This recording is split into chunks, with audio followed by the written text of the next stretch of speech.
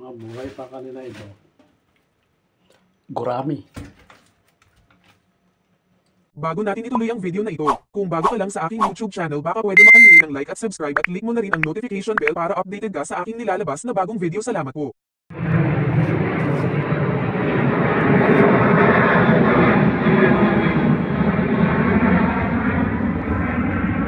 Ayan, meron pa rin tayong makukuhang sili.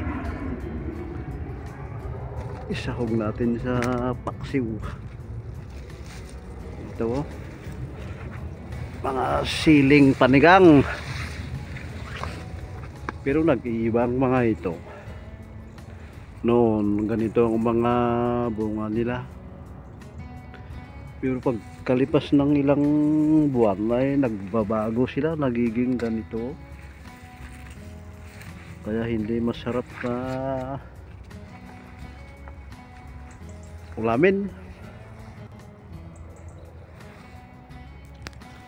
So yan, piliin lang natin yung mga mahahaba.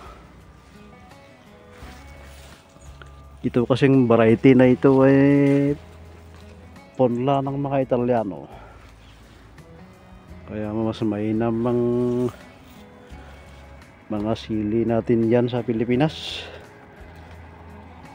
Nakakabili tayo ng buto na itatanim next year.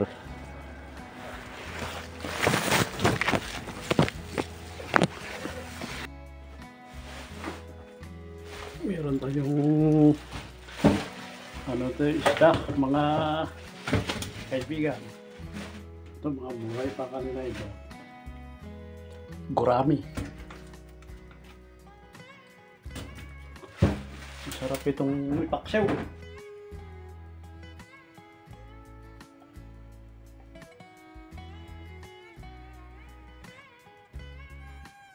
Ito ang ating iluluto ngayon.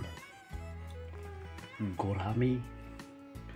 Ito ay isda sa tabang.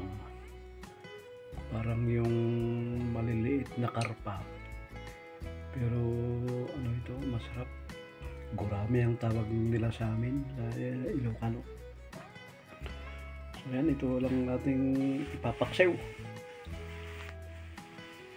Yan, konting mantika, suka, asin, pamienta. At ito yung sili na kinuha natin, fresh na fresh. At ito may luya at bawang, sibuyas. So ayan, pag halo-haloin lang natin ng mga ricado.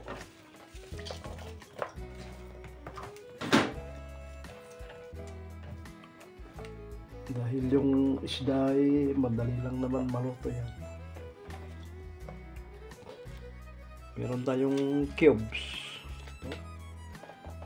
Ang dagdag lasa. Lagyan natin ng konting asin. Pamienta.